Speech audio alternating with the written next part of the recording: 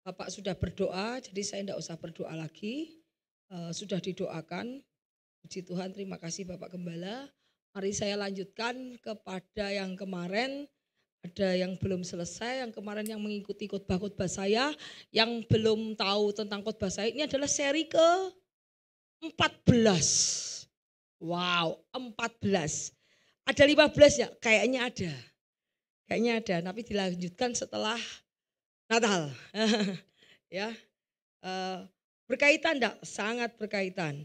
Ya, jadi saya mau lanjutkan sekarang ini adalah lanjutan dari yang kemarin yang belum pernah dengar mengenai apa sih nubuatan di akhir zaman, apa sih yang menyebabkan banyak penyesat sekarang falling away of faith atau kebenaran firman Tuhan.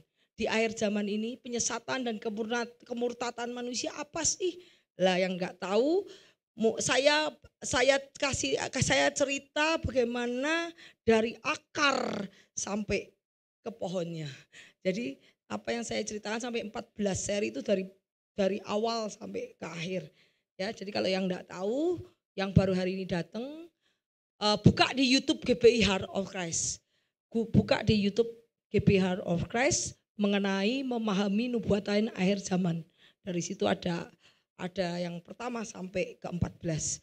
Yuk kita lanjut yang kemarin, yang sebelumnya dulu. Sebelumnya saya mau menceritakan kemarin itu saya belum selesai mengenai perumpamaan tentang 10 gadis. 10 gadis yang punya pelita dan 10 gadis yang tidak punya pelita. 5 gadis pandai dan 5 gadis bodoh. Kemudian di sini adalah bagaimana iblis menyamar sebagai malaikat terang. Seperti serigala berbulu domba, betul ya? Ya, serigala berbulu domba, ya betul. Ya, kemudian ini adalah apostasi, itu adalah penyesatan.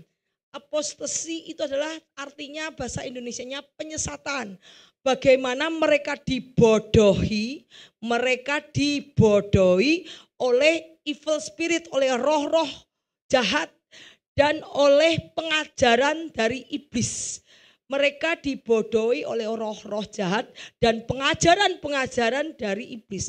Pengajaran yang masuk ke gereja bukan lagi dari perkataan Yesus, tetapi pengajaran iblis.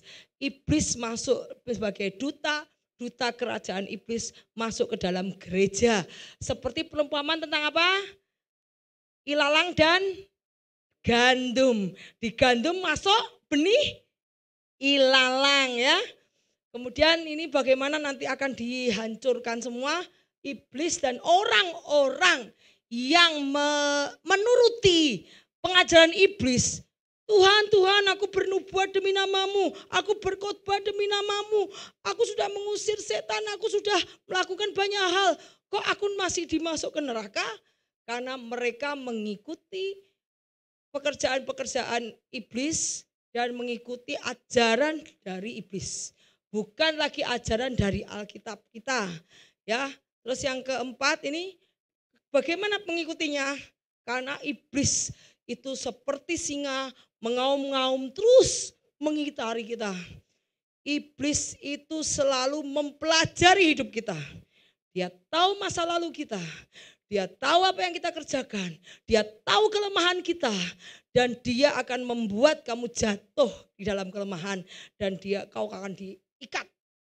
Ikat itu adalah ikatan iblis. Itu akan terus pada saat kamu diikat. Kamu tidak bisa sempurna. Kamu tidak bisa sungguh-sungguh di dalam Tuhan. Karena selalu ada intervensi iblis di dalamnya. Kalau ada ikatan di dalam iblis di dalam hidup kamu, kamu tidak akan bisa sungguh-sungguh beribadah, tidak bisa sungguh-sungguh di dalam Tuhan.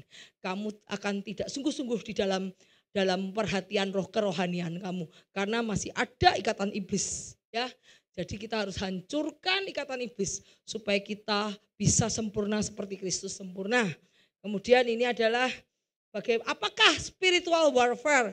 Spiritual warfare itu kalau ada sabotasi di dalam hidupmu yang membuat kamu tidak bisa tidur, stres, terintimidasi. Lah, itu di dalam pikiranmu, dalam hatimu, itu kamu lagi di dalam battle itu apa? Pertempuran.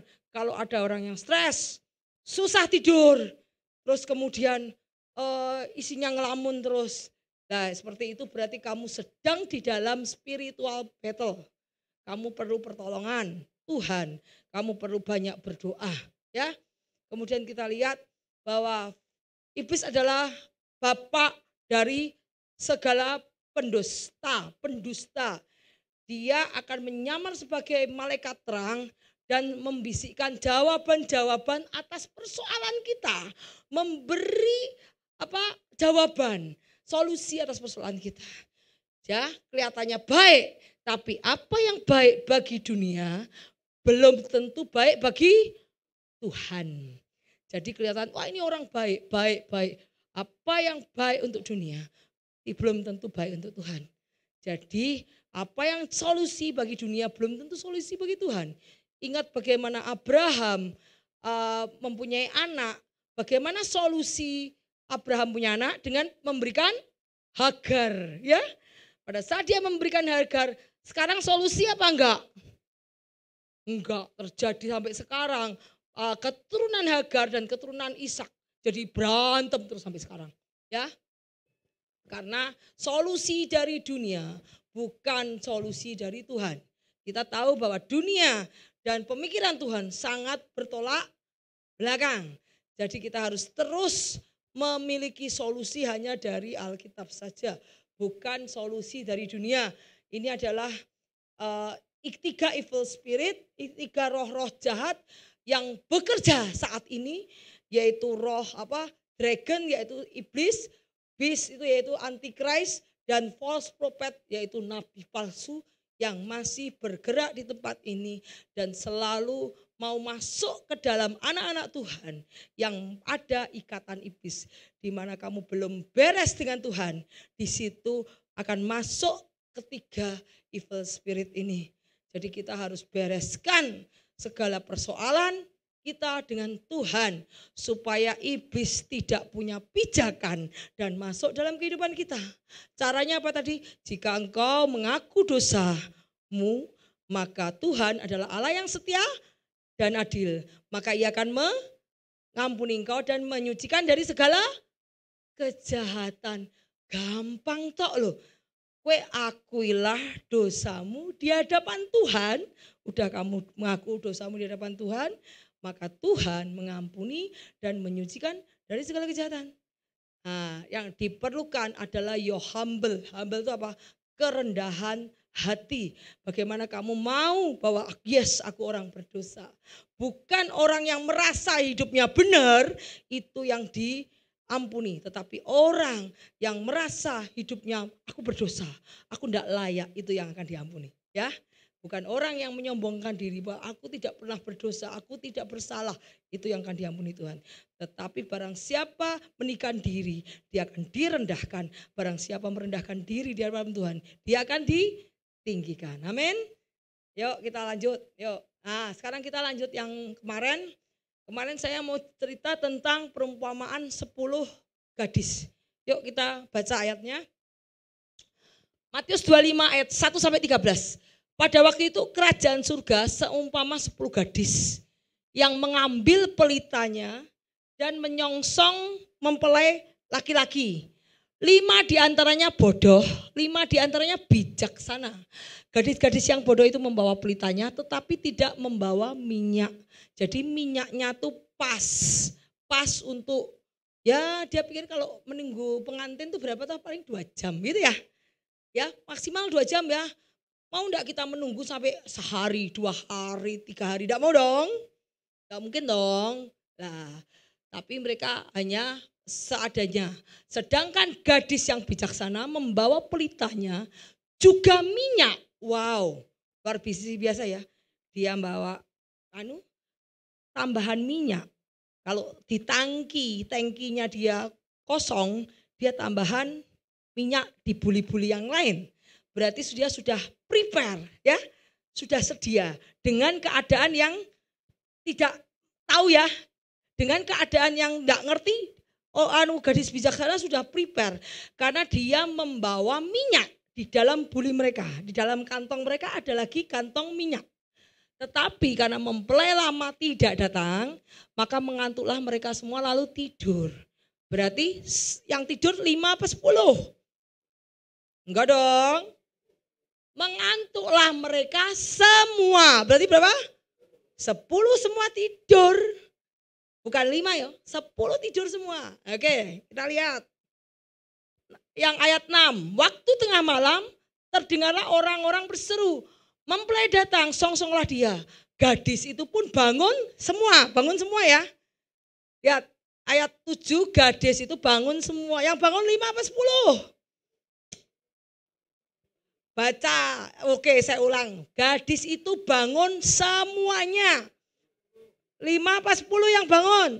10 bangun. Yang tidur berapa? 10. Yang 10 tidur, yang 10 bangun. Ya toh? Pada saat Tuhan datang, bangun. Tuhan nampak di udara. Suaranya apa?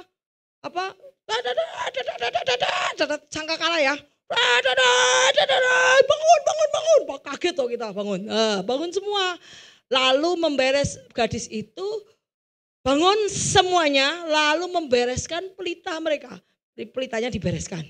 Gadis yang bodoh berkata kepada gadis bijaksana, berikan kami sedikit dari minyakmu sebab pelita kami padam. Ini sudah hampir padam. Bagaimana kita lihat pelita yang padam sama pelita yang masih terang. Kenapa? Ini kemarin baru dicat sama Pak Budi. Satu ini dicat sama Pak Budi. Ini belum dicat. Dicat tuh pakai charger baterai ya. Ini sudah dicat jadi terang. Ini belum dicat jadi bleret. Yang ini bleret tuh redup. Yang ini mati ya. Kalau tidak dicat, kita bayangkan kalau ini tidak dicat berapa hari mati gak? Ya mati toh. Tapi kalau setiap hari kamu cat, terang gak? Jadi nanti kalau saya lihat ini seminggu enggak tak cat, udah pasti mati, enggak bisa hidup. Ya, kita lihat gadis itu bangun semuanya membereskan pelita mereka. Gadis yang bodoh berkata, berikan sedikit dari minyakmu sebab pelita kami hampir padam. Berarti udah meleret-meleret nih, udah redup. Ayo kami berikan pelitamu. Terus gadis itu bilang, tidak. Nanti tidak cukup untuk kami dan untuk kamu. Lebih baik kamu pergi ke penjual minyak dan beli di situ. Akan tetapi waktu tidak cukup, tetapi waktu mereka sedang pergi membelinya, mempelai datang. Jadi kayak pencuri ya. Tiba-tiba kita tidak tahu, kita lagi keluar rumah atau gimana, tiba-tiba datang. Pada saat kita datang udah hilang gitu loh ya. Jadi istilahnya orang gimana ya, ngelimpe itu apa ya. Jadi pada saat datang tiba-tiba tidak ada gitu loh. Pada saat kita ada ditunggu-tunggu nggak datang, jadi seperti itu. Jadi pada saat, tapi jawab gadis itu tidak cukup untuk kami dan untuk kamu. Lebih baik kamu pergi ke penjual minyak dan beli di situ. Akan tetapi waktu mereka sedang pergi membelinya, datanglah mempelai itu dan mereka telah siap sedia masuk bersama-sama ke ruang perjamuan kawin. Mempelai mau enggak nunggu? Enggak mau nunggu. Wong di perjamuan kawin anak domba sudah nanti semua masuk nunggu? Enggak mungkin. Makanya mempelai tidak akan menunggu, ya. Kita yang harus siap-siap berjaga-jaga.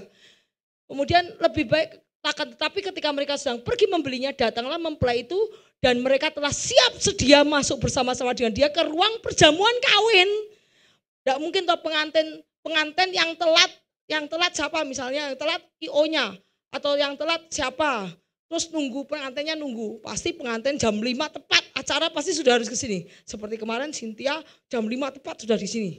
Sudah enggak peduli yang lain, betul ya? Ya. Jadi akan tetapi di ruang perjamuan kawin lalu setelah itu ditutup, pintu ditutup. Kemudian datanglah gadis yang lain yang tadi membeli minyak, Tuan, bukakan kami pintu. Tetapi ia menjawab, sesungguhnya aku tidak mengenal engkau. Karena itu berjagalah sebab kamu tidak tahu hari maupun kapan saatnya Tuhanmu akan datang. Ya, jadi kita belajar di sini semuanya tidur, 10 tidur, tapi 10 bangun, yang satu berjaga-jaga, membawa minyak dibuli-buli. Kenapa minyak itu tidak bisa dikasihkan nanti kita ceritakan. Karena apa kata Tuhan? Di mezbah Tuhan, saat kamu bertemu Tuhan, api boleh padam atau tidak? Hah? Tidak boleh padam. Saat engkau bertemu Tuhan, saat engkau bertemu dengan pengantin, bolehkah api padam? Ada ayatnya? Ada, nanti saya lanjut ke sini. Saat engkau bertemu pengantin, tidak boleh api itu padam. Kenapa? Tidak akan memberikan. Karena aku tidak tahu berapa lama aku bersama dengan pengantin. Betul? Betul? Berapa lama aku bertemu pengantin, berapa lama lagi aku menunggu pengantin, tahu nggak? Kita nggak tahu. Makanya kenapa bukannya pelit? Karena gaji bijaksana tahu. Pada saat aku menuangkan minyak ke buli-buliku, ke pelitaku sebagai bahan bakar supaya api tetap nyala. Di waktu bersama Tuhan, tidak boleh api itu dibiarkan padam. Jadi dia selalu membawa tambahan minyak supaya saat dia bertemu dengan Yesus, didapati api itu tetap menyala. Pada saat kau bertemu Yesus, tidak boleh rohmu sedang padam. Pada saat kau bertemu Yesus, harus didapati rohmu menyala-nyala. Kalau padam, Tuhan akan menolak. Ini begitu padam, dia sudah mulai, Tuhan, enggak bisa. Apa yang membuat Tuhan tidak bisa membukakan pintu? Time, apa time? Waktu. Kalau ini sudah masuk ke dalam jebret, didapati pada saat pasir ini habis, ini sudah terlihat. Kamu hidup di dalam mana? Dulu kamu menyembah Tuhan sungguh-sungguh, tetapi pada saat terakhir Tuhan datang, didapati kamu hidup dalam dosa, percuma. Yang lalu-lalu percuma. Karena Tuhan melihat terakhir hidupmu. Ingat pada saat kamu orang yang disalib di mana? Disalib di mana? Di sebelah kanan Yesus ya? Kanan apa kiri? Kanan ya? Samping ya? Ya. Enggak tahu kanan apa kiri wis. Ya, yang di samping Yesus. Tuhan melihat hidupnya terakhir gimana? Kalau kamu melihat masa-masa lalu, dia masuk surga enggak? Pada saat terakhir, Tuhan, jika kamu ingatlah aku. Wow. Gila, itu namanya grace. Wow. Grace. Makanya jangan dianggap kita orang Kristen. Saya penatua loh. Saya pengerja, saya lahir di gereja loh. Saya melayani loh. Makanya Tuhan berkata, yang terdahulu menjadi terkemudian. Yang terkemudian malah menjadi yang pertama. Wow. Jadi Tuhan melihat akhir hidupmu. Saat Tuhan datang bagaimana? Apakah kamu padam ataukah kamu menyala-nyala? Itu yang Tuhan lakukan. Pada saat Tuhan datang, sekarang kalau Tuhan nanti malam, apakah kamu yakin kamu diangkat? Tuhan datang nanti malam, apakah kamu yakin diangkat?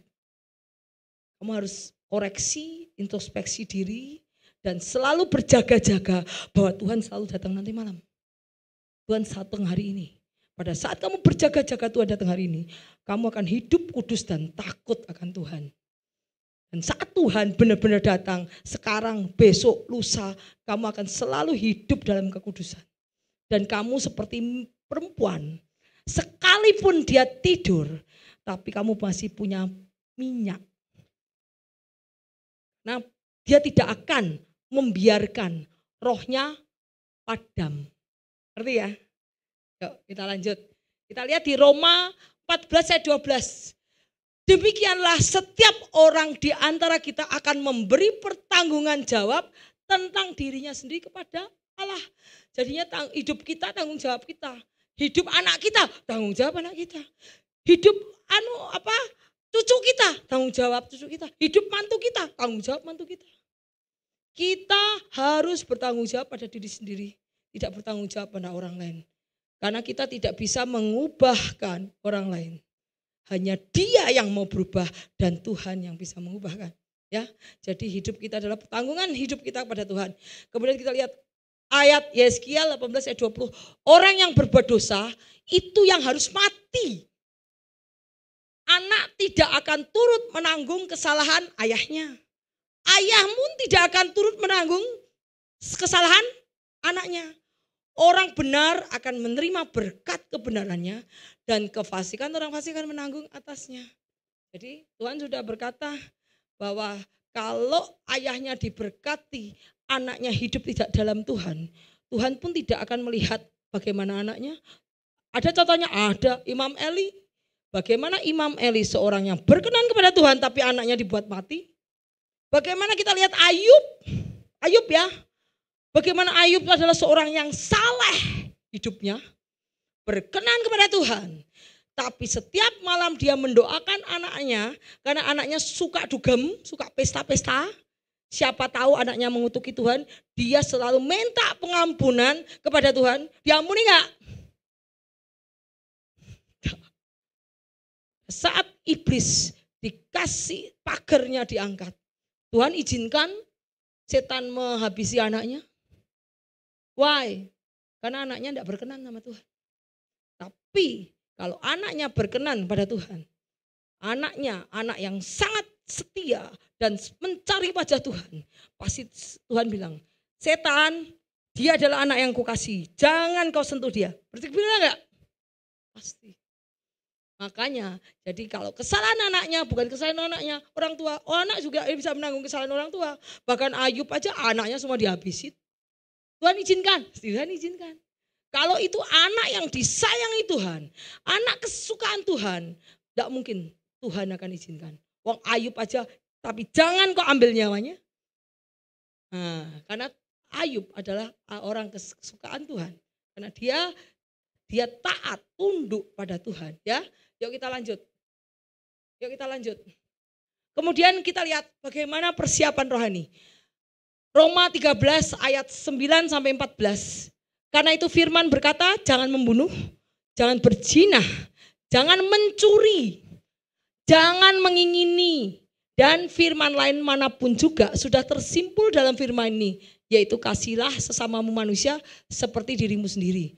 Pertama ada dua hukum yang terutama.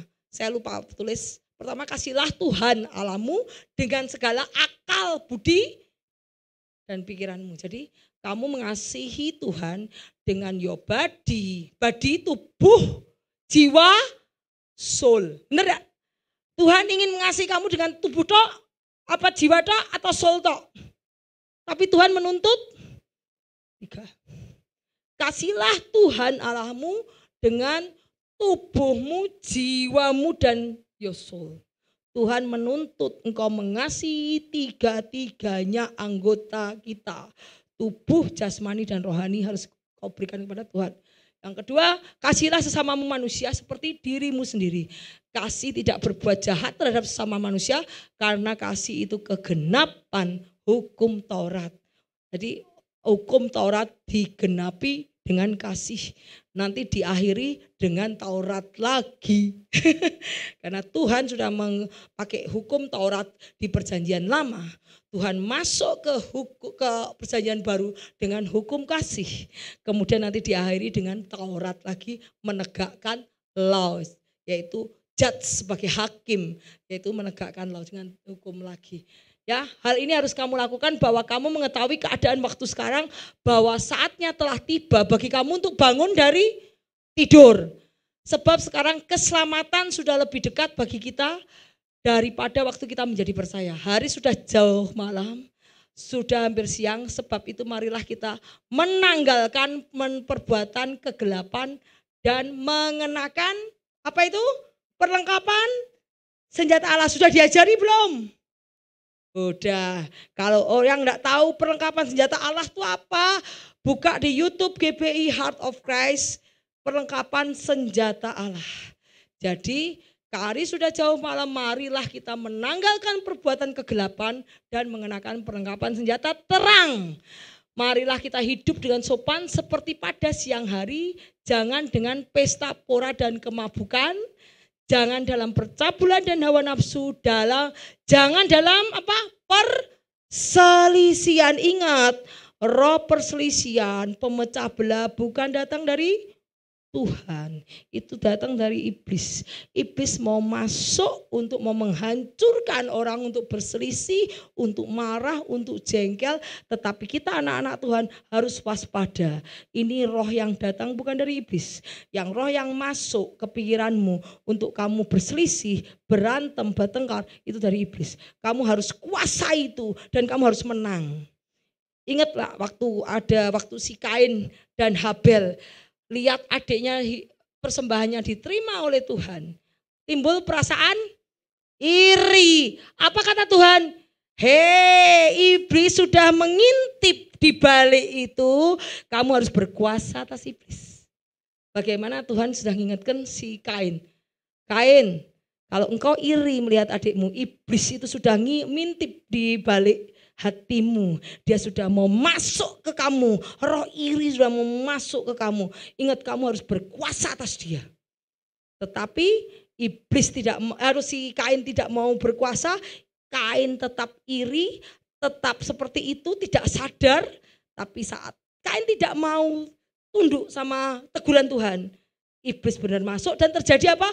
Mencuri, membunuh. Iblis membunuh. Membunuh iblis.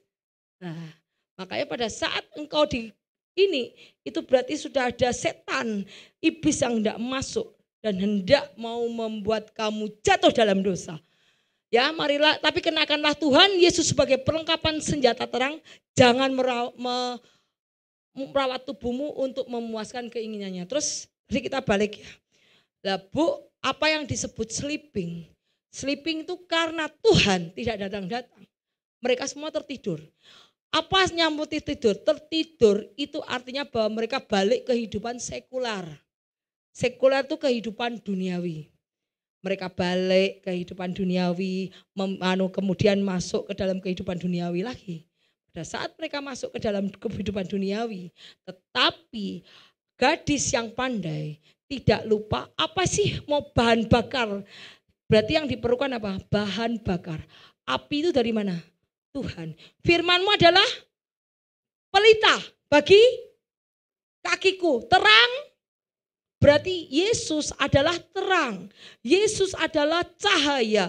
Yesus adalah light. Firman Tuhan itu terang. Firman Tuhan itu pelita. Kita butuh apa? Bahan bakarnya. Betul? Bahan bakar itu apalah? Doa, penyembahan, pujian, baca Alkitab, itu adalah bahan bakar. Persekutuan, pertemuan ibadah itu bahan bakarnya. Ngerti? Pada saat kita mencat dengan Tuhan, kita mencat hubungan kita dengan Tuhan dengan apa? Doa, betul ya? Pada saat kita berdoa, kita ada di hadirat Tuhan. Kita seperti dicat. Jadi Tuhan itu seperti cat, ya kan? Nah, kemudian pada saat kita memuji, menyembah Tuhan, kita roh kita seperti dicat. Pada saat kita ada di dalam ibadah, ada dalam persekutuan doa, kita dicat. Beda kalau kita didugem, kita nggak akan dicat. Betul ya? Yang ngecat siapa? Iblis, roh dunia. Berapa lama kamu didugem? Berapa lama kamu di gereja? Itu akan mempengaruhi rohmu. Rohmu akan dicat banyak oleh dugem, oleh roh dunia ini. Dan kamu akan dicat sedikit oleh firman. Dan banyak mana itu nanti akan membuat hidupmu berubah. Kalau kamu banyak kedugem, lebih banyak daripada kamu duduk di hadapan Tuhan, hidupmu akan diubahkan. Kamu sudah lama-lama akan menjadi penyesat. Kenapa? Kamu di gereja, tetapi kamu pikiran, tubuhmu, jiwamu larinya ke pikiran dunia. Karena kamu banyak meluangkan waktu ke dunia daripada ke Tuhan. Itu yang menjadi bahan bakar. Ingat, firman adalah pelita, terang bagi jalanku. Berarti firman itu adalah api. Pada bahan kita butuh bahan bakar, yaitu prayer, pujian, penyembahan, keintiman, baca Alkitab, terus kemudian persekutuan doa. Saat engkau tidur, 10 gadis tidur, 5 gadis, mereka selama menantikan Tuhan, mereka tetap berdoa enggak? Tetap berdoa. Pada saat mereka menantikan Tuhan, Tuhan gak datang-datang. Mereka tetap baca Alkitab gak? Tetap baca Alkitab. Mereka tetap beribadah enggak? Tetap beribadah. Jadi pada saat Tuhan datang, mereka dihadapi rohnya menyala. Tapi pada saat Tuhan enggak datang-datang, Buida bohong, katanya Tuhan datang, tak tunggu enggak datang-datang. Gua sama teman-temanku dugem aja. Akhirnya ke gereja udah mulai lupa, seminggu sekali dugem 6 kali. Gereja kan hari Minggu, Bu. Saya kan kalau dugem kan Senin, Selasa, Rabu, Kamis, Jumat. Kan sama, Bu. Dunia juga surga sama, Bu. Imbang, enggak imbang. Enggak imbang. Dunianya cuma seminggu sekali. Yang dunia surganya cuma seminggu sekali. Yang dunia 6 pengaruhnya gede mana? Gede yang 6 kali dong. Dicat terus sama dunia. Gak bisa. Itu namanya gadis 5 yang tertidur, yang apinya habis lama-lama karena kamu pernah dicat sama Tuhan, tinggal baterai yang tersisa.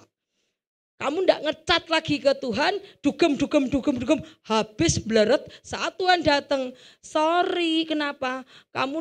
Sudah lama kamu ndak ketemu aku. Karena kamu sudah melupakan ibadah, kamu sudah tidak pernah datang ibadah, sudah tidak pernah mau datang ke persekutuan, dipanggil untuk komsel nggak mau datang, dipanggil ibadah nggak mau datang, suruh doa sudah tidak doa lagi, suruh tidak memperhatikan kepentingan rohani lagi, kamu lebih berbaur ke dunia, berarti kamu bukan milik aku, milik dunia. Dadah, bye. Tuhan meninggalkan kita.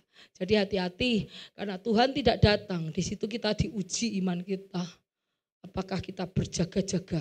Jadi jadikan penyembahan, pujian, doa, baca Alkitab sebagai habit, lifestyle. Lifestyle itu kehidupan sehari-hari. Kayak kita makan, kalau kita tidak makan rasanya kita kurang.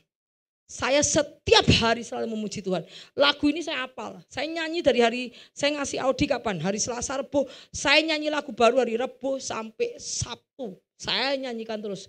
Dari saya pagi, dari saya mau tidur, saya selalu penyembahan. Jadi kalau saya suruh maju, saya hafal. Saya hafal. Ya, kalau udah lagu ini, lagu kemarin, saya ulang-ulang, saya hafal. Jadi karena saya membuat pujian penyembahan sebagai lifestyle saya. Doa menjadi lifestyle saya, kehidupan saya. Sehingga roh aku masih tetap nyala. Coba kalau aku lama tidak doa, aku lama tidak penyembahan, lama tidak ke gereja. Aku ngomong di sini sudah beda. Pasti beda. Tidak ada api, tidak ada roh. Jadi ingatlah bahwa kita harus berjaga-jaga. Jadikan doa, pujian, penyembahan, dan baca Alkitab sebagai lifestyle. Kemanapun kamu pergi, keluar kota, kemanapun. Walaupun kamu sibuk, jadikan itu. Paling tidak sebelum tidur, kamu selalu hubungan intim. Bangun tidur, kamu hubungan intim sama Tuhan. Kalau siang udah sering sibuk, makanya Tuhan selalu menjaga hubungan dengan Bapaknya pagi-pagi benar. Kenapa Tuhan Yesus pagi-pagi benar menjaga hubungan intim sama Bapaknya? Karena kalau udah siang selalu udah sibuk. Tuhan Yesus, Tuhan tolong Tuhan. Banyak yang Yesus harus tolong. Jadi pagi-pagi benar Yesus selalu berdoa pagi-pagi untuk menjalin koneksi dengan Tuhan.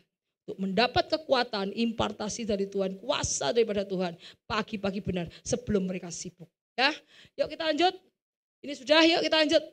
Ya, tadi sudah tahu ya apa arti tidur, apa arti bahan bakar, apa arti kamu semua gadis bodoh dan gadis pintar. Walaupun kita masuk ke dunia sekular, ingat kita masuk ke dunia sekular tapi tidak mencintai dunia sekular. Ngerti gak? Kita tidak ikut mindset, pikiran kita tidak di dunia sekular. Tetapi mindset kita di dalam Tuhan. Ya, hendaklah kita menjadi terang dimanapun kita berada. Yuk kita Markus 13, karena itu berjaga-jagalah sebab kamu tidak tahu bagaimana tuan rumah itu pulang. Menjelang malam atau tengah malam atau larut malam atau pagi-pagi buta. Oh jadi kalau dilihat di sini berarti Tuhan datangnya malam ya. Lihat nih, kamu tidak tahu bila mana tuan rumah itu pulang. Menjelang malam, tengah malam, larut malam, pagi-pagi buta bisa jam 3 enggak? Bisa. Jam 2 bisa? Bisa. Jam 4? Bisa, pagi-pagi buta, berarti buta itu sudah paginya enggak kelihatan. Paginya masih gelap. itu pagi buta. Supaya kalau ia tiba datang jangan kamu didapati tertidur, rohmu tidak menyala. Apa yang kukatakan kepada kamu, kukatakan kepada semua orang, berjaga-jagalah. Bagaimana Petrus bilang sama Yesus bilang sama Petrus, berjaga-jagalah dan berdoalah supaya engkau tidak masuk dalam pencobaan, ya. Jadi Tuhan juga selalu berkata, berdoalah senantiasa. Maka katanya kepada orang Yahudi, jika kamu tetap dalam firman-Ku, kamu benar-benar adalah murid-Ku. Tetap tuh kamu harus tetap fokus, tetap hidup di dalam firman Tuhan, bukan yang lain. Bukan perkataan dunia, bukan pola pikir dunia, bukan cara solusi dunia. Tetapi tetap hidup dalam firman-Ku. Kita lihat 1 Yohanes, memang merasa berasal dari kita, tetapi mereka tidak sungguh-sungguh termasuk pada kita. Sebab jika mereka sungguh termasuk pada kita, niscaya mereka tetap bersama dengan kita. Tetapi hal itu terjadi supaya mereka nyata bahwa tidak semua mereka sungguh-sungguh termasuk dari kita. Yudas Iskariot bersama dengan Yesus gak? 3,5 tahun bersama dengan Yesus. Dia dengar pengajaran Yesus, dia tahu mujizat Yesus, tetapi dia berhasil disesatkan oleh iblis. Dia bilang mereka berasal dari kita. Kalau orang sekarang berarti Yudas Iskariot orang Kristen enggak? Orang Kristen. Tapi mereka tidak sungguh-sungguh dari kita. Karena itu mereka mau berkhianat. Kenapa? Apa yang membuat pijakan apa? Karena dia suka mencuri, cinta uang. Kalau ada cinta uang di dalam hatimu, itu kamu tidak akan bisa dipakai Tuhan secara luar biasa. Kamu harus berkuasa atas roh itu. Karena cinta uang itu roh. Roh cinta uang, roh ketamaan, kamu akan berkuasa atas roh itu. Dan kamu harus menaklukkan pikiranmu, hatimu, jiwamu semua pada firman. Kalau firman boleh tidak, kamu lakukan tidak, ya. Karena apa? Cinta uang dalam Yudas Iskariot yang membuat dia tidak bisa bersama dengan kita. Sebab itu kukatakan dan kutegaskan kepadamu, jangan hidup sama seperti orang yang tidak mengenal Allah dengan pikirannya sia-sia dan pengertian yang gelap. Jauh, tuh lihat, jauh dari hidup persekutuan dengan Allah. Karena kebodohan yang ada dalam mereka, karena kedegilan. Kedegilan itu kebebalan, mereka bodoh. Jadi kalau kau menjauhi perkara rohani, kamu tuh bodoh. Padahal sudah ada tertulis bahwa dunia ini akan diambil balik sama Tuhan. Ingat kemarin saya ada ayat apa tuh? Yang bahwa kita menumpang di dunia ini. Kita tuh di dunia ini numpang di dunia ini. Hendaklah engkau takut kepada orang yang memberi tumpangan. Loh Bu, enggak bisa Bu, saya beli loh Bu. Beli sama siapa? Pemerintah. Pemerintah itu adalah penguasa dunia ini. Tetapi penguasa dunia ini beli bayar enggak? Enggak. Mereka pada waktu dulu takluk menaklukkan. Takluk menaklukkan tuh pada saat mereka dikasih tanah, mereka menaklukkan, mengambil tanah. Tetapi pemilik dunia adalah milik Tuhan. Pada saat Tuhan datang kedua kali, dia akan mengambil miliknya kembali dan akan mengusir semua orang-orang yang menduduki tanahnya Tuhan. Ayo, berarti kamu juga akan diusir kepada tanahnya Tuhan. Kalau engkau menjadi milik dunia, kamu akan diusir. Karena Tuhan akan meminta tanahmu kembali, benahnya kembali. Bahkan kepada penguasa dunia yang sudah memerintah akan diminta kembali oleh Tuhan. Ya, jadi jangan dikira tanah itu milik raja ini, Elizabeth ini, enggak, nanti sama Tuhan diambil balik. Karena tanah itu milik Tuhan, karena bumi itu milik Tuhan, akan diambil balik lagi kepada Tuhan. Ya, seperti itu ya perumpamaan tentang orang yang bekerja di ladang anggur ya. Pada saat bekerja di ladang anggur dikirim penganunya pegawainya digebukin, dikirim lagi pegawainya gebukin, jengkel. Kalau anakku pasti dihormati, tak kirim anaknya tetap digebukin. Jengkel, musnahkan itu semua yang penggarap-penggarap ladang anggurku. Aku mau bunuh mereka. Marah enggak? Yang punya ladang anggur begitu datang digebukin. Kalau Tuhan sudah yang punya dunia ini adalah Yesus sendiri. Yesus datang digebukin enggak? Yesus datang ke dunia digebukin enggak? Digebukin loh ya. Disalib loh. Wow. Yang milik dunia ini milik Tuhan. Yesus datang, yang punya dunia aja datang ke dunia digebukin, disalib kok. Makanya Tuhan, oh kurang ajar itu ya. Itu kurang ajar itu yang sudah tak kasih, sudah tak izinkan kamu pakai tanahku. Aku datang digebukin. Oh, nanti aku datang kembali tak hancurkan semua. Nah, kalau kamu tahu bahwa dunia akan dihancurkan, kenapa kamu tidak memikir yang rohani? Karena rohani itu kekal. Yang sementara itu kan sebentar. Yuk kita lihat bahwa ini wake up church. Kita harus bangun. Kalau hatimu masih syarat dengan kepentingan dunia, kamu tidak akan bisa baca Alkitab. Tidak akan baca Alkitab tuh kayak sama iblis tuh ditutupi matanya. Kamu baca tidak ngerti, tidak mudeng. Baca masuk sini ke sini. Apa ya, aku tidak mudeng. Tidak mudeng. Karena hatimu masih syarat oleh dunia. Pak, saya tidak cinta dunia. Bisa. Walaupun tidak syarat dengan cinta dunia, lihat emosimu. Masih ada kekhawatiran enggak, ketakutan enggak, kemarahan enggak? Karena iblis selalu pakai 3 aspek.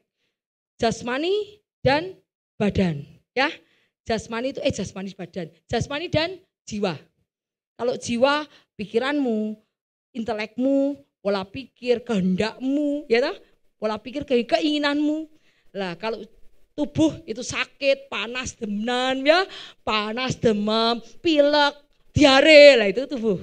Jadi kamu lihat bahwa kalau hatimu masih syarat dengan perkara dunia, karena iblis selalu pakai perkara dunia, lewat emosi itu jiwa, lewat apa tubuh, untuk membuat kamu tidak fokus pada firman. Ya, nah, kamu masih dunia ini berarti kamu baca Alkitab pun kamu tidak mudeng. Tidak tahu artinya. Sekalipun lu baca sekali, 5 kali, 6 kali, 10 kali, tetap aja tidak mudeng. Karena kamu ditutupi oleh iblis. Jadi kue harus mengosongkan hatimu dengan perkara dunia. Dan minta Roh Kudus yang ambil alih seluruhnya. Saat kamu mengosongkan dirimu dari roh kekhawatiran, roh ketakutan, aku bisa ngomong enggak ya, aku bisa ngomong enggak, aku lah. Kekhawatiran, ragu-ragu, engkau mengosongkan hatimu dan menyerahkan surrender itu menyerahkan total kepada Holy Spirit, Roh Kudus. Saat itu kamu akan baca Alkitab, kamu akan mengerti. Karena Roh Kudus yang akan membuat kamu mengerti. Ya, roh pengenalan akan Allah. Ya, jadi kita lihat bagaimana orang yang ditutupi akan kamu jatuh ke jurang dan akan mati. Yuk lanjut yuk. Yuk kita, sebab mereka yang pernah diterangi. Nah ini saya lihat nih ayatnya tadi. Saya bilang api tidak boleh padam. Ayatnya ini di 2 Chronicles. Nih di sini ya. Api yang di atas mezbah harus dijaga. Tubuh kita adalah bait Allah bukan? Tubuh kita bait Allah kan?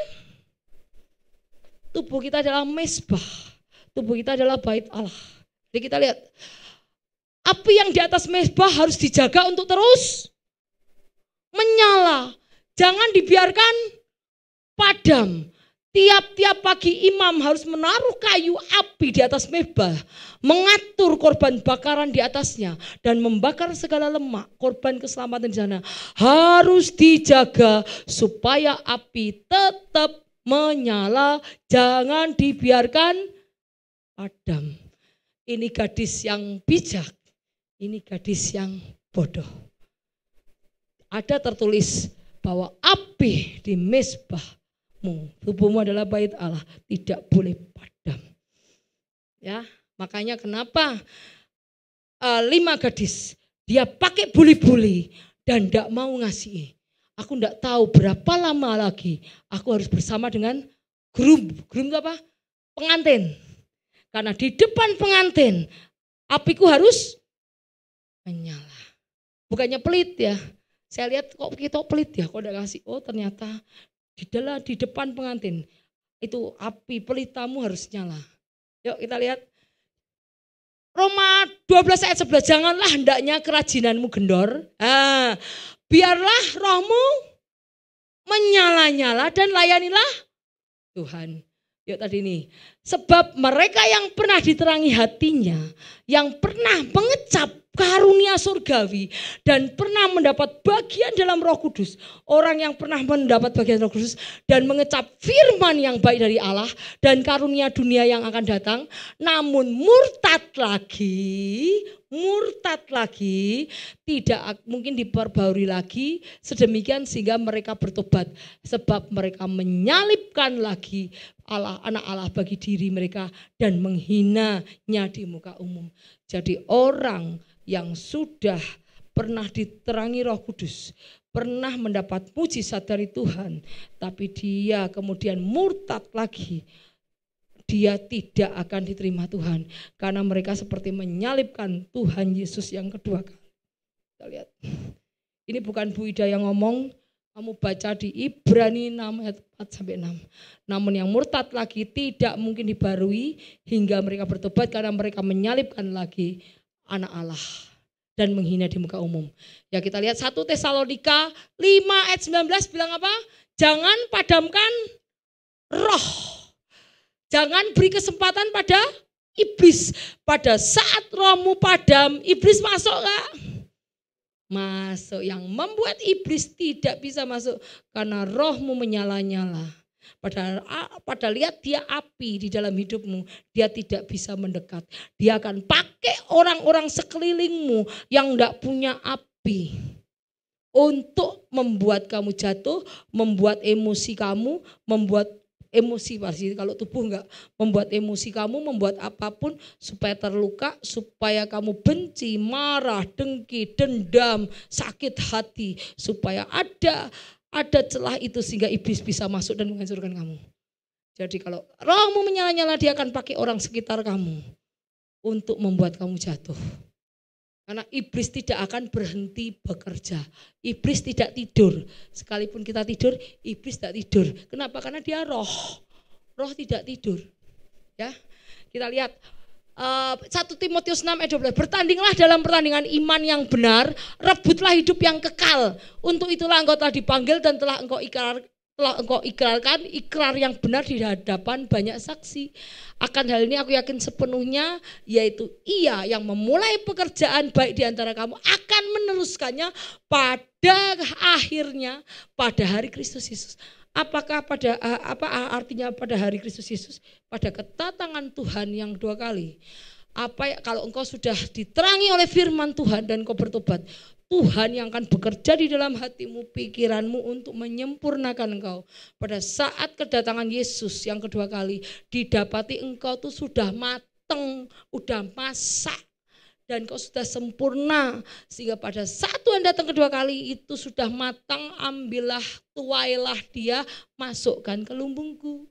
Tuhan yang membuat kamu sempurna dan masak. Ya, jadi kalau kita dibentuk oleh Tuhan, bersyukur, jangan mau tidak dibentuk, karena Tuhan akan membentuk kita. Sakit, ya sakit, tetapi kita akan disempurnakan. Ya, karena pada hari Yesus Kristus datang, hanya orang yang hidupnya kudus, tidak bercacat celah, yang akan diangkat. Ya, kita lihat bahwa kiranya Dia akan menguatkan hatimu supaya kamu tidak bercacat celah. Kita lihat ayatnya di bawah, kiranya Yesus akan menguatkan hatimu supaya tidak bercacat dan kudus di hadapan Allah dan Bapa kita pada waktu kedatangan Tuhan Yesus dengan semua orang kudusnya. Jadi Tuhan menuntut kekudusan karena Dia sendiri kudus, karena tanpa kekudusan tidak akan bisa melihat Allah. Dan Tuhan sendiri akan bekerja dalam hati kita, menguduskan kita, menyempurnakan kita, membentuk kita. Kalau dibentuk Tuhan, kalau kamu ada di dalam Tuhan, Tuhan adalah penjunan, kita adalah bejana. Kalau kita bejana yang rusak, kotor, sama Tuhan dihancurkan dulu, dileburkan dulu. Dia akan bentuk lagi menjadi bejana yang baik di mata Tuhan. Jadi kalau kita lagi dibenjut, kita nangis. Teruslah, ada nangis, ada waktu tertawa, ada waktu sukacita, ada waktu sedih. Semua ada waktunya. Tapi tetap beringat pada Tuhan, tetap teguh pada Tuhan. Waduh, cepet banget ini. Terus kemudian kita lihat di sini bahwa Tuhan akan melanjutkan identitas kita bukan oleh perasaan atau emosi kita, tetapi identitas kita oleh daripada kepenuhan daripada Roh Kudus. Karena Roh Kudus yang akan bekerja di dalam kamu, menyempurnakan. Saat kedatangan Tuhan yang Yesus yang kita sudah sempurna. Yuk lanjut. Ini gambar tadi itu. Jangan dibiarkan padam. Terus baca Alkitab. Supaya firman itu menjadi terang bagi kakiku dan pelita bagi jalanku. Yuk lanjut. Nah, itu kebangunan rohani. Ya, jadi apa yang harus kita lakukan supaya kita rapture? Satu adalah takut akan Tuhan, kita punya pengenalan akan Tuhan. Mintalah kepada Tuhan roh pengenalan akan Tuhan. Pada saat kita punya Roh Kudus, kita sudah dikasih itu karunia Roh Kudus. Roh hikmat, roh pengetahuan, roh nasihat, roh takut akan Tuhan, roh belas kasih, roh pengenalan akan Tuhan. Ya, mintalah ketujuh karunia Roh Kudus dan Tuhan akan memberikan kepadamu. Mintalah maka akan diberikan kepadamu, carilah maka kamu akan mendapat, ketuklah pintu akan dibukakan. Yuk mari kita lihat. Tetapi kepada manusia ibaratnya sesungguhnya takut akan Tuhan itu hikmat. Jadi hikmat kita bukan hikmat yang dari dunia, tetapi hikmat yang dari Tuhan. Takut akan Tuhan adalah hikmat, menjauhi kejahatan adalah akal budi. Permulaan hikmat adalah takut akan Tuhan. Mengenal yang maha kudus adalah pengertian. Jadi yang kedua kita hidup dalam pertobatan. Kita lihat ayatnya Kisah Para Rasul. Apakah yang harus kita perbuat supaya aku selamat? Percayalah kepada Tuhan Kristus, engkau dan akan selamat, engkau dan seisi rumahku. Tadi kita ayatnya kita hafal, jika kita mengaku dosa kita, maka ia adalah Allah yang setia dan adil, akan mengampuni segala dosa, menyucikan kita dari segala kejahatan. Ingat, Tuhan tidak marah kita jatuh dalam dosa, tetapi Tuhan akan marah jika kita mau melakukan dosa yang sama terus lagi. Itu tanda kita tidak bertobat. Ya, kita lihat pada saat Tuhan Yesus mendapati seorang kedapatan berbuat dosa, Tuhan tidak menghukum, tetapi Tuhan berkata apa? Pergilah, jangan berbuat dosa lagi. Mulai dari dia bertemu dengan Yesus. Ya, pada saat kita bertemu Yesus, Yesus mengampuni, oke ya wis, tak ampuni tapi jangan berbuat dosa lagi. Ya, apa itu fake repentance? Repentance itu adalah palsu, pertobatan palsu. Pertobatan palsu itu nomor satu, tidak ada perubahan. Yang kedua, tidak ada pertobatan. Ketiga, justify your error, itu membenarkan kesalahanmu. Yang keempat, repeating itu melakukan lagi, mengulangi kesalahanmu. Ketiga, mencari orang lain untuk menyalahkan. Dan ketiga, menyalahkan orang lain yang kamu lukai. Jadi kalau kamu ditegur, kamu menyalahkan orang lain, itu kamu belum bertobat. Orang yang bertobat tidak akan menyalahkan orang lain. Ya, oke. Kemudian yang ketiga itu menyalahkan orang lain yang menyebabkan kesalahanmu. Ingat, pada saat di Taman Eden, pada saat Hawa dituduh enggak? Hawa, kenapa kamu makan buah itu? Oh Tuhan, bukan aku. Ular dulu dong. Oh Tuhan, bukan aku. Ular, berarti bukan. Oh iya Tuhan, aku yang salah, maaf Tuhan. Oh bukan aku, ular. Berarti kalau pertobatan fake itu apa? Pura-pura. Itu berarti dia menyalahkan orang lain untuk yang menyebabkan kamu salah. Misalnya kamu disuruh ini, oh bukan aku yang salah, dia. Padahal dia gak ngapa-ngapain. Menyalahkan orang lain. Itu berarti kamu udah bertobat. Kayak waktu Hawa dibilang, kamu kenapa makan buah ini? Oh bukan aku Tuhan, ular. Nanti kalau Adam, bukan aku, Hawa. Jadi saling menyalahkan. Ya, itu adalah pertobatan yang palsu. Kamu tidak boleh bertobat palsu, kamu harus ada berubah, harus ada pertobatan tidak mengulangi, harus ada tidak membenarkan kesalahanmu, tidak mengulangi salahmu, tidak mencari tumbal. Tumbal itu apa? Orang lain untuk disalahkan. Kambing hitam. Ya. Kemudian tidak malah menyalahkan orang lain yang melukai kamu. Yang kamu lukai. Benar enggak? Tidak menyalahkan orang lain yang kamu lukai. Itu adalah pertobatan palsu. Itu berarti tandanya kamu belum bertobat. Kamu masih mencintai dosamu. Dan itu pembentukan Tuhan masih lama. Ingat ya, jangan sampai kita dibentuk Tuhan itu lama. Bangsa Israel keluar dari Mesir 40 tahun. Karena bandel dibentuk, diputar, tidak masuk ke tanah Kanaan. Capek. Hendaklah kita taat sama Tuhan. Kalau salah ya ngaku dosa. Dah supaya terus diangkat lagi. Kalau kamu tetap bandel, kamu akan diputar-putar di padang gurun. Kamu tidak akan mengalami keadaan baik. Rugi ya. Yuk kita lihat lagi ayatnya.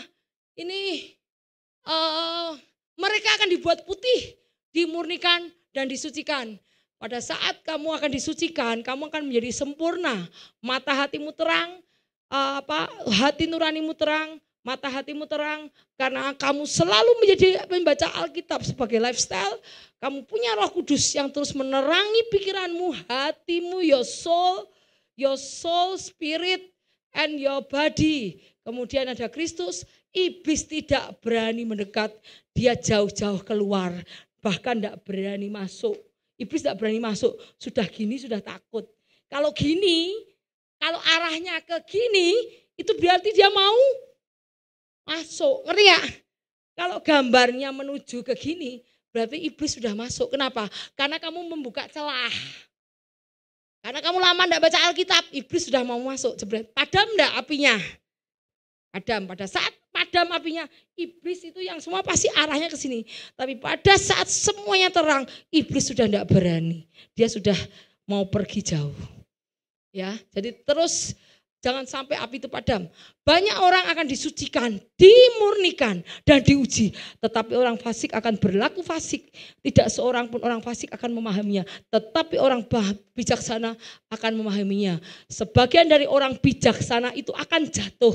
Supaya dengan demikian diadakan pengujian. Tuhan selalu menguji, menyaring, memurnikan. Sampai pada akhir zaman. Sebab kalau akhir zaman itu belum mencapai waktu. Pada saat Tuhan belum datang, orang benar terus akan diuji, disaring, dimurnikan. Pasti sakit ya sakit. Karena Tuhan apa? Pada saat kedatangan kamu didapati sempurna. Kenapa? Kita sudah mengalami ujian terus. Sudah dites sama Tuhan, pada saat Tuhan datang, ya kamu sudah sempurna. Kenapa? Aku sudah ngetes kamu. Aku melihat apa responmu saat aku menguji kamu di dunia. Responmu tetap setia sama aku, tetap setia pada firmanmu. Nah, kita lihat bahwa sekalipun dosamu merah kemisi, sudah diubah menjadi putih seperti salju. Sekalipun merah menjadi putih seperti bulu domba. Yuk lanjut yuk. Lanjut yuk. Nah kita lihat, mereka dipenuhi dengan Roh Kudus. Sedangkan gadis yang bijaksana itu membawa pelita juga minyak dalam buli mereka. Minyak itu doa, penyembahan, tetap memikirkan keadaan kerohanian. Ya, yang kelima hidup dalam kebenaran. Jalan orang fasik adalah kekejian. Tetapi siapa mengejar kebenaran dikasihnya. Kata Yesus, akulah jalan kebenaran hidup. Tidak ada seorang pun datang kepada Bapa kalau tidak melalui aku. 2 Timotius 3, ya. Firman Tuhan itu diilhamkan Allah untuk mengajar, menyatakan kesalahan, memperbaiki kelakuan dan untuk mendidik orang dalam kebenaran. Jadi kalau kita dikasih tahu firman Tuhan, jangan melawan. Kalau kamu melawan, kamu ada roh rebellion, berarti ada roh iblis yang masih mengikat kamu. Karena firman Tuhan untuk mendidik orang dalam kebenaran, memperbaiki kelakuan, untuk mengajar, menyatakan kesalahan orang. Dan kemudian keenam, kita hidup dalam kekudusan. Berusahalah hidup damai dengan semua orang, kejarlah kekudusan. Sebab tanpa kekudusan tidak seorang pun melihat Tuhan. Ya, kita lihat bahwa apa yang kita katakan, aku akan membuat firmanku di dalam mulutmu seperti makanya pelita, api. Jadi firman Tuhan itu seperti api di dalam mulut kita. Saat kita mengucapkan firman Tuhan, saat itu seperti api yang membakar. Ya, kita lihat ke-7, hidup oleh iman. Sebab hidup kami adalah hidup karena percaya. Bukan hidup karena melihat, seperti ada tertulis, orang benar akan hidup oleh iman. Tetapi tanpa iman tidak mungkin orang berkenan kepada Tuhan. Kemudian yang ke-8, hidup mengikut Yesus, pikul salib. Lalu Yesus berkata kepada muridnya, setiap orang yang mau mengikut aku, ia harus menyangkal dirinya, memikul salibnya dan mengikut aku. Ya, yang ketiga ini kalau kita berdoa, kalau kita dalam pengujian, dalam pemurnian, dalam penyaringan, bersukacitalah dalam pengharapan, sadarlah dalam kesesakan.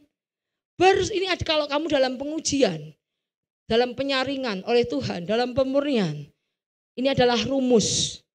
Roma 12 ayat 12. Bersukacitalah dalam pengharapan, sabar dalam kesesakan, bertekunlah dalam doa. Saya pernah diuji, sering diuji. Tapi saya selalu ngomong sama Cynthia, Sin, ada 3 rumus. Bersukacita dalam pengharapan, pasti kita ditolong Tuhan. Pasti kita menemukan jalan keluar. Pasti ada jalan yang Tuhan sediakan. Kedua, sabar dalam kesesakan, bertekunlah dalam doa. Terus doa terus. Ya. Karena Roma 5 ayat 4, ketekunan menimbulkan tahan uji. Tahan uji menimbulkan pengharapan. Satu lagi yang ayat kurang, pengharapan tidak mengecewakan. Ya. Ini ada satu lagi ayat, dan pengharapan tidak mengecewakan. Jadi ini rumus, kalau kita lagi diuji iman, kita disaring karena orang-orang benar pun akan diuji. Ini adalah rumus. Yang kedua rumusnya Roma 5 ayat 4, yang terakhir pengharapan tidak akan mengecewakan. Ya, yuk kita lanjut. Kita lanjut. Oke, sekarang saya mau lanjut 5 menit saja. Udah jam 12. Penyesatan atau kemurnian manusia akhir zaman. Ini baru masuk lagi. Dari tadi itu namanya pendahuluan. Yuk kita lihat. Lanjut, yuk lanjut coba.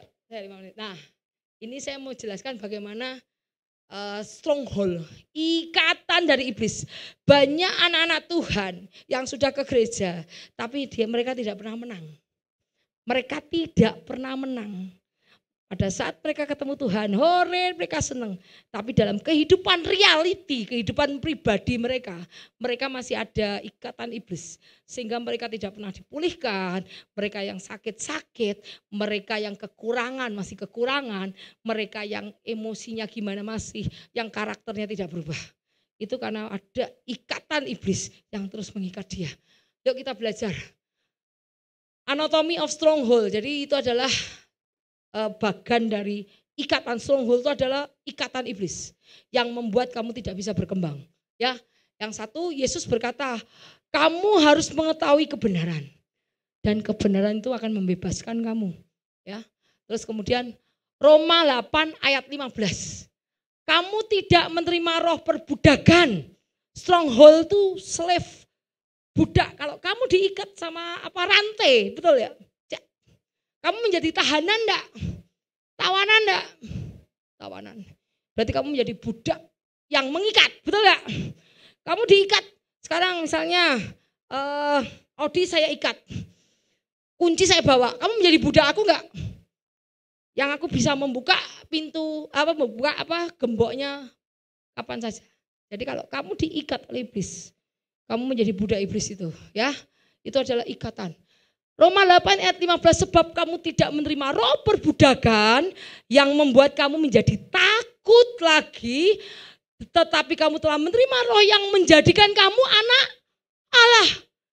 Seoleh roh itu kita berseru, ya Bapa, ya Bapa.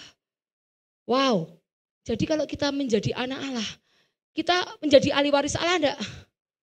Ahli waris, berarti surga harusnya milik kita enggak? Kalau surga milik kita, iblis di bawah kaki kita enggak? Iblis menjadi bawahan kita enggak?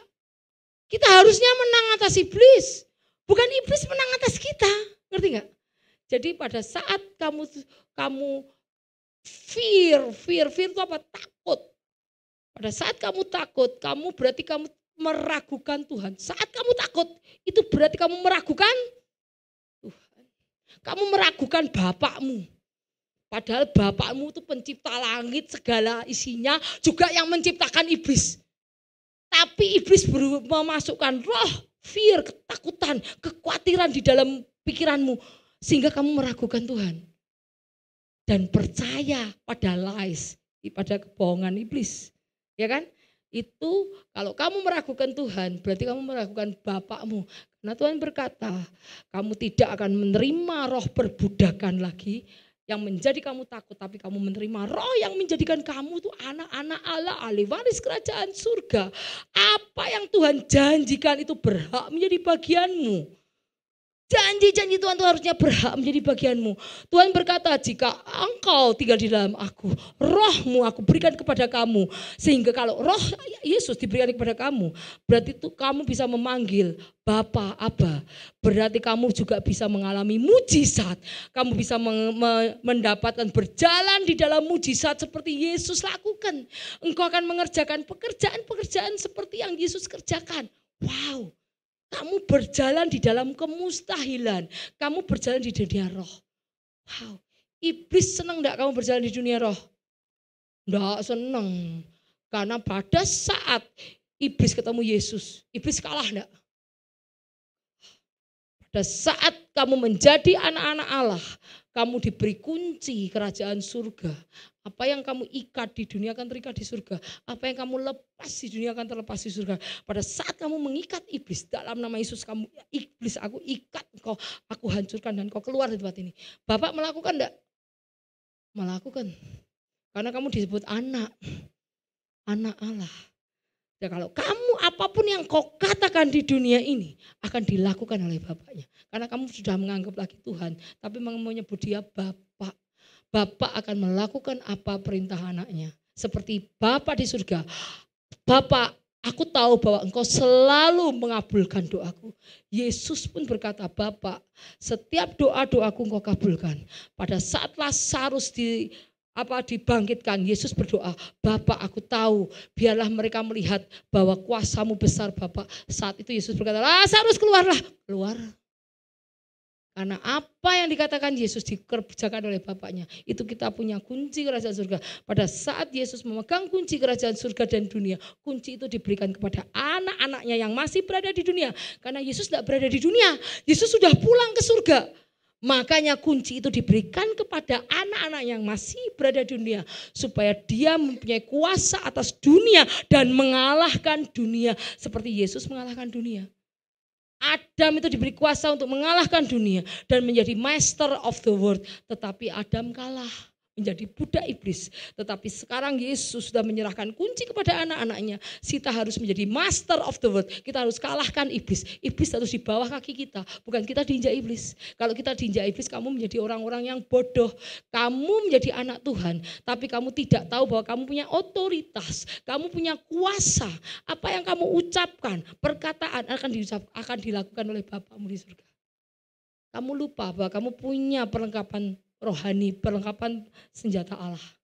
Nah, saat kau menggunakan perlengkapan senjata Allah, apapun yang kau katakan, Tuhan akan membuat itu. Dan iblis tahu kalau orang Kristen yang tahu caranya memakai kuasa, dia akan lari daripadamu. Dia tidak berani dekat sama kamu, tapi dia akan pakai sekeliling kamu. Yang mereka-mereka yang belum punya kuasa akan dipakai untuk menghancurkan kita. Tapi ingat, anak-anak Tuhan tidak akan dihancurkan. Karena kita tahu perjuangan kita bukan melawan darah dan daging. Tapi roh-roh jahat dan penghulu-penghulu pemerintah di udara. Karena aku tahu siapa yang bergerak di belakang orang itu. Pasti ada roh yang membuat itu melakukan. Ya, jadi kita tidak boleh benci kepada orang. Tidak boleh sakit hati kepada orang. Karena ada roh yang membuat orang itu melakukan perbuatan yang tidak dia harus kerjakan. Seperti Legion, orang yang di Gadara, ingat tak? Pada saat Tuhan menyeberang laut, Tuhan pun sudah digagalkan oleh iblis. Dibuat anginnya kencang, perahu itu mau karam, betul gak?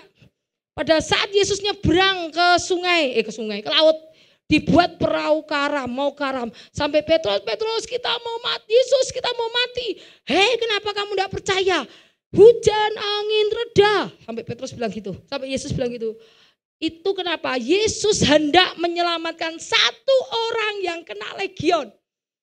Pada saat Yesus hendak membebaskan orang yang kena roh jahat, Yesus pun dihalangi gak? Dihalangi. Pada saat Yesus mau ke pulau hanya menyelamatkan satu orang, dibuat angin ribut mau ditenggelamkan. kapalnya.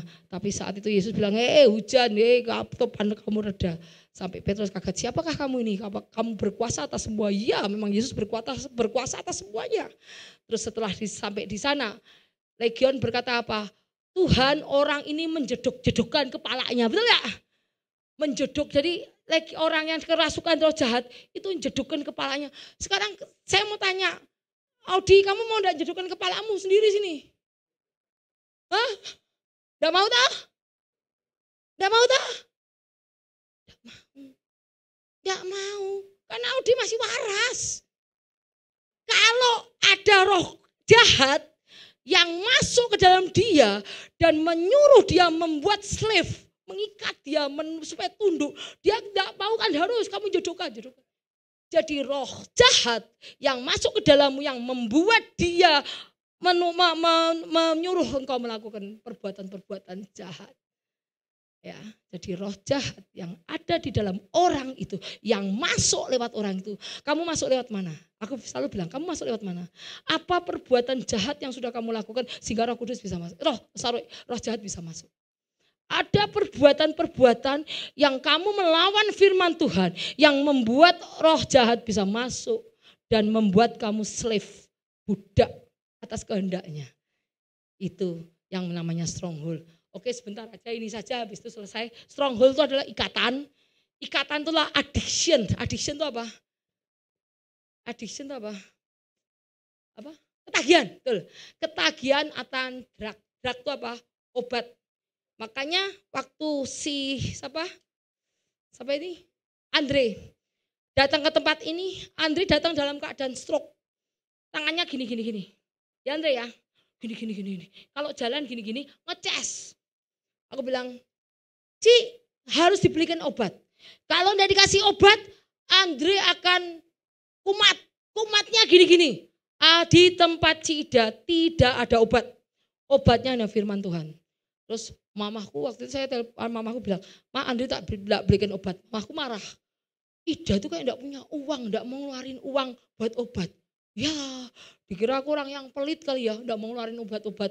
Kalau aku ngeluarin kamu membuat makanan tak keluarin. Buat obat sorry. Kalau kamu butuh makan tak keluarin, tak beliin makanan. Buat obat no. Aku bilang. Terus habis itu, mah aku enggak beliin obat. Langsung dari Semarang saya dibeliin obat sak gepok. Ya, sak gepok. Nyodah bawa kasihkan ke Andre. Dikira gua enggak mau beliin obat. Padahal no obat. Terus aku bilang gitu. Sampai ke sini obat tak lihat doang, tak gletake. Terus tak gletake itu tak taruh di meja. Terus Andre bilang gini, itu obat, tidak ada obat. Kamu hari Minggu harus datang ke gereja, duduk paling depan. Dan setiap hari kamu datang ke kantor, kita berdoa bersama. Tidak ada obat. Kalau kumat bawa sini tak doakan. Itu berlangsung berapa lama ya? Setahun ya? Setahun obat dari mamahku yang di Semarang sama sekali tidak satu butir saya kasih. Aku tolak intimidasi atas obat-obatan. Aku mau lepaskan kuasa kesembuhan daripada Tuhan. Aku bilang, saat itu setahun. Sekarang sudah lebih baik. Kemarin waktu pesta, Andre di mana itu mah? Gimana Andre baik? Baik itu. Jadi kita luar biasa. Ya, baik karena apa? Karena aku berdoa. Karena aku mendengarkan firman, maka aku disembuhkan. Ya. Yuk. Jadi kita harus lepaskan ikatan dari drug, dari drug itu obat-obatan, alkohol juga. Barang siapa yang tidak bisa minum alkohol, terus dedek-dedek, itu harus dilepaskan. Ya, overeating itu apa? Rakus. Orang yang suka makannya banyak, itu juga roh. Bener loh, roh. Gelojoh, itu glutoni namanya roh serakah. Pornografi, barang siapa yang masih menunggu pornografi, itu iblis bisa masuk lewat situ. Kamu harus stop, mulai sekarang stop. Kau bilang, Tuhan kuduskan mataku, kuduskan pikiranku dalam nama Yesus. Tuhan mampukan aku untuk tidak melihat lagi. Nanti Tuhan akan mampukan. Tidak dengan kehendak dagingmu, tapi kalau kau berseru pada Tuhan, Tuhan akan mampukan. Ya, promiscuity itu adalah pergaulan bebas. Barang siapa yang pergaulan bebas itu menjadi pijakan iblis untuk masuk. Kamu tidak akan serius dalam beribadah. Kerohanianmu tidak akan meningkat. Karena kamu masih bergaul bebas dengan orang-orang dunia. Barang siapa mengikat persahabatan dengan dunia, dia menjadi musuh Allah. Ya. Kemudian gambling, apa itu? Judi. Nah, yang ada judi, yang masih judi itu ada roh judi. Kamu harus putuskan. Kalau enggak mampu bilang, Tuhan, aku mau putuskan. Kau buat aku mampu. Segala perkara dapat ku tanggung di dalam Dia, memberi kekuatan kepadaku untuk memutuskan roh perjudian. Kemudian anger, kemarahan. Kemarahan yang meledak-ledak. Jealousy. Apa? Jealousy itu adalah cemburu. Lying. Bohong, barang siapa yang bohong, dia masih bapaknya adalah si setan ular. Gosip, ayo yang suka gosip digosok makin. Itu yang gosip hari ini bertobat. Mulut kami bukan untuk menggosip, tetapi memberitakan kebenaran firman Tuhan. Mengajak orang-orang, ayo kita gereja, ayo itu kita ikut Tuhan enak loh, ayo. Bukan digosok makin sip. Itu roh yang harus kita hancurkan. Kita mulai sekali ini mulut kita dipakai untuk preaching the gospel. Mengkhotbahkan firman untuk menjangkau bagi jiwa, bagi kemuliaan Tuhan. Terus kemudian manipulasi. Manipulasi itu mengontrol. Mengontrol semua orang, manipulasi. Orang yang suka mengontrol bukan baik loh ya. Kalau mengontrol udah dikasih nasihat, enggak mau dengar, itu memanipulasi orang. Kemudian kontrol, isolasi itu mengisolasi diri. Jadi dia menyendiri, orang yang suka menyendiri. Itu ada roh jahat yang hidup di dalamnya. Kemudian shopping, ayo. Barang siapa yang suka shopping, beli. Lapar mata, ayo. Yang lapar mata, ayo bertobat. Saya sudah bertobat loh. Udah bertobat. Loh, mengakui juga ya, bertobat. Overworking, kamu bekerja di luar batas itu juga ikatan iblis. Why? Supaya kamu tidak peduli atas kerohanian kamu. Supaya kamu tidak peduli kerohanian. Kita kerja supaya duitnya banyak, supaya tabungannya banyak, kerja supaya kita mau numpuk duit buat ini. Itu adalah tipu muslihat iblis. Karena berkat Tuhanlah yang menjadikan kaya. Susah payahmu tidak akan menambahinya, ya. Ini adalah kemudian teknologi, komputer, internet, game, ayo gaming. Itu adalah roh yang mengikat dia untuk lupa berdoa karena ngegame. Lupa berdoa karena urusan teknologi, internet dan sebagaimana. WhatsApp, ayo. Yang suka WhatsApp-WhatsAppan sudah berdoa belum hari ini? Ayo, yang suka WhatsApp-WhatsAppan dari pagi, terutama yang suka telepon-teleponan dari pagi sampai sore, sudahkah kamu berdoa hari ini? Ayo, sudahkah kamu menelpon Tuhan sebelum menelpon teman-temanmu? Ayo, kemudian false religion itu ajaran palsu adalah idol. Idol itu apalah?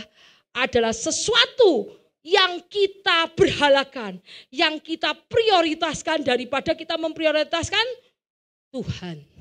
Jadi kalau kita percaya dan kita bersandar lebih daripada kita menyandarkan hidup kita kepada Tuhan yang memberikan kita security. Saya kalau enggak ada HP, saya enggak secure. Yang penting ada wifi dan yang penting saya ada charger. Itu namanya adalah idol. Idol itu berhala. Itu yang membuat kamu secure. Secure itu aman. Dan itu adalah ikatan. Sudahkah kamu menelpon Tuhan hari ini sebelum kamu WA? Nah, itu adalah ikatan. Itu adalah ikatan. Sebab kita takut sesuatu lebih daripada kita takut Tuhan. Kenapa? Something more than we fear God because we don't truly know the love of God. Ya kita lebih takut kita kehilangan teman, lebih takut kita kehilangan kontak daripada kita kehilangan Tuhan. Karena kamu believe, kamu percaya kepada kebohongan. Ya, ini adalah ikatan-ikatan yang membuat kamu tidak bisa sempurna dibentuk Tuhan, serius dengan rohani kamu. Mulai hari ini kita minta Tuhan, saya lanjutkan minggu depan setelah Natal. Setelah Natal. Minggu depan saya akan lanjutkan dan hari ini kamu putuskan segala ikatan-ikatan yang membuat itu lebih idol, lebih kamu prioritaskan daripada kamu prioritaskan Tuhan. Sehingga kamu tidak bisa berkembang rohanimu. Ya, yuk kita lihat habisnya apa? Habisnya apa coba lihat. Nah, baru kita masuk. Kenapa banyak orang yang jatuh imannya sekarang? Saya akan lanjutkan setelah Natalan. Dan kami tahu bahwa kita minta bahwa semua yang Tuhan sudah janjikan kepada kamu tidak bisa direalisasi karena setan masih merantai kamu dan kamu tidak bisa melepaskan. Kalau kamu sudah lepaskan, janji Tuhan akan dipenuhi. Karena pada saat janji mau dipenuhi, setan bisa punya akses itu apa? Jalan masuk dan menggagalkan rencana janji Tuhan dan pekerjaan Tuhan di dalam hidupmu. Karena setan punya akses. Pada saat kamu memutuskan semua ini, Tuhan aku tidak mampu, minta Tuhan. Karena Tuhan segala perkara dapat kutanggung di dalam Dia yang memberikan kekuatan kepada kamu. Minta Tuhan, minta kekuatan Tuhan untuk memutuskan. Saat itu putus, fokus pada firman. Jangan percaya pada kebohongan, tetapi takutlah akan Tuhan. Pada saat engkau takut Tuhan, percaya Tuhan, iblis akan dikalahkan. Dan kamu akan rohanimu kamu lihat melesat cepat. Dan kamu akan ditinggikan, kamu akan mendapat tanah Kanaan yang penuh susu dan madu seperti yang Tuhan janjikan. Kamu tidak akan muter-muter lagi di mana itu? Di Mesir, padang gurun. Karena iblis yang membuat kamu muter-muter. Tetapi kalau kamu tidak lagi diikat iblis, kamu akan masuk tanah Kanaan yang penuh susu dan madu. Semua kebaikan, kelimpahan sudah tersedia bagi anak-anaknya.